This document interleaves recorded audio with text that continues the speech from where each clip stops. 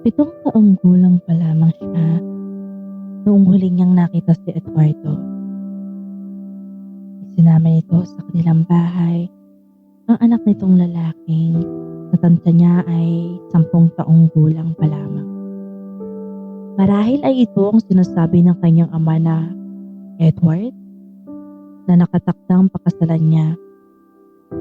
Pero ang salbahing batang iyon ang nagtulak sa kanya sa swimming pool habang naglalaro siya ng kanyang Barbie doll. Muntik na siyang malunod. Mabuti na lang at nasa kibigat siya ng kanilang hardinero. Hindi niya makalimutan hanggang ngayon na nangyaring yun. Tinatak niya noon sa kanyang murang isipan na balang araw ay makakaganti rin siya sa batang iyon. Nagbalik sa kasalukuyan ng kanyang diwa nang muli ay marahang tapikin siya ng kanyang ama sa balikat. Iha, nariyan na ng driver. Hihintayin na lang kita sa ibaba. Nalikan siya nito sa noo bago tuluyang lumabas ng kanyang kwarto.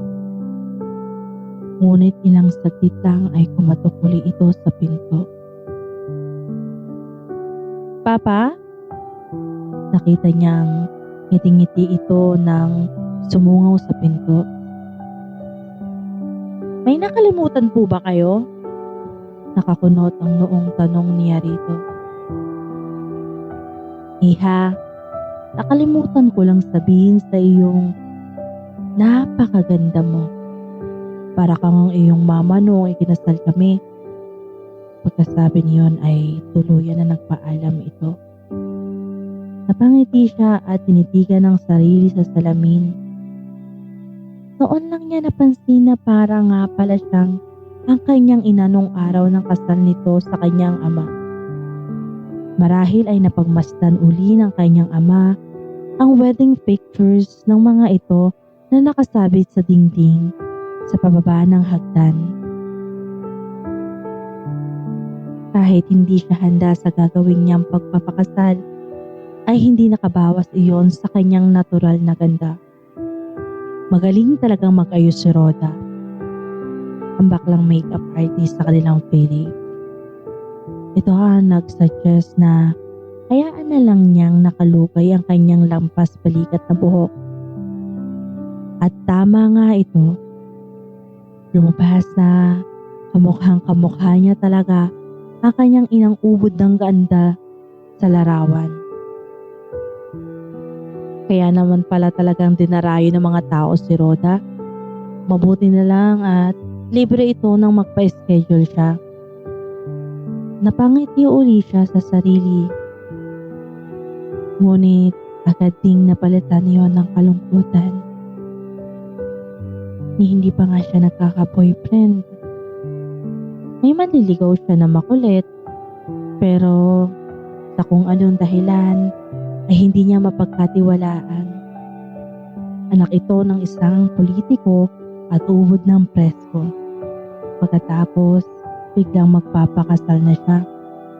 Ang hindi niya matanggap, ang lalaking nakatakdang pakasal niya, ang lalaking matagal na niyang pinamumuhuan, sapol ng muntik siyang malunod. Muntik pa naman siyang mamatay dahil sa kapilyuhan nito. Kung hindi nga lang sa tulong ng pamilya nito para makabayad sila sa bangko, hindi niya pakakasalan ito.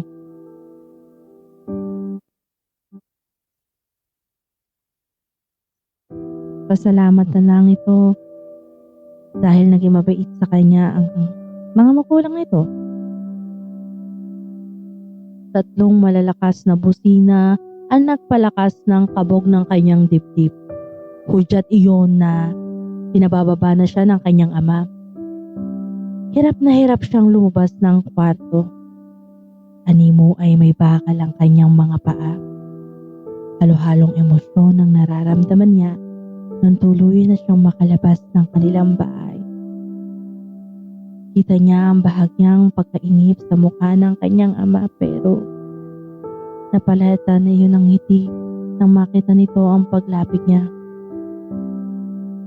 Iha, bakit ang tagal mo? Sinalikan siya nito sa pisngi. Kitang-kita ang paghanga nito sa ayos niya. Pasensya na, Papa.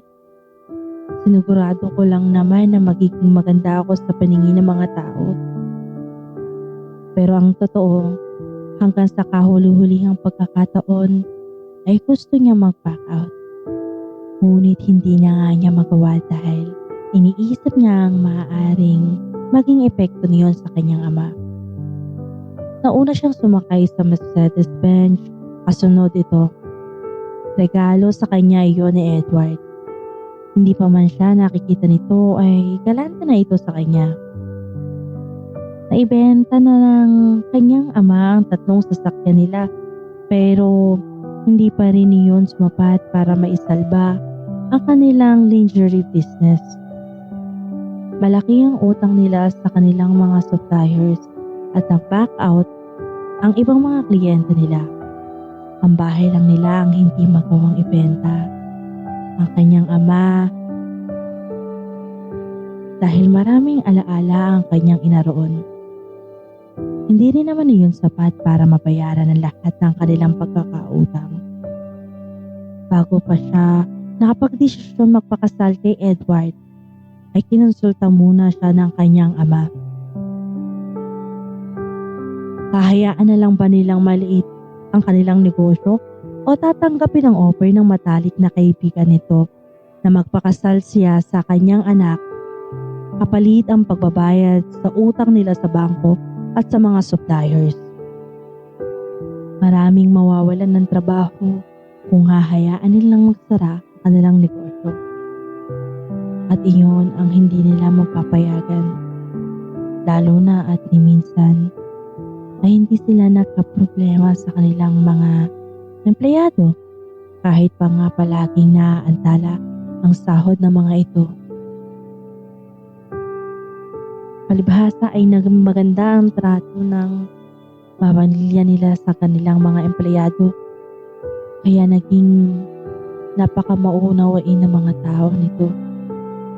Malaking parte ng puso niya ang nasisiyahan dahil marami siyang matutulungan. Lalo na sa kanyang ama, kapalit ng kanyang pagsasakripisyo. Mababait naman ang kanyang magiging mga biyanan, kaya hindi na rin siya masyado nag-aalala. Naputol ang pagmumuni-muni niya nang huminto ang kanilang sasakyan sa harap ng San Agustin Church. Kita niya sa bungad ng simbahan ang pamilyar na mukha ng mga empleyado ng kanilang kumpanya. Mayroon ding iba na naroon lang. Sa palagay niya ay nakahanda na ang lahat. Kumpleto na ang wedding entourage na binuuri ng mga empleyado. Pati ring bearer at flower girl ay mga anak din ng kanilang mga empleyado. Kung iisipin ay 6 empleyado rin lang ang Cheryl Lingerie ang ikakasal dahil wala na talaga makikitang socialities. Ito ang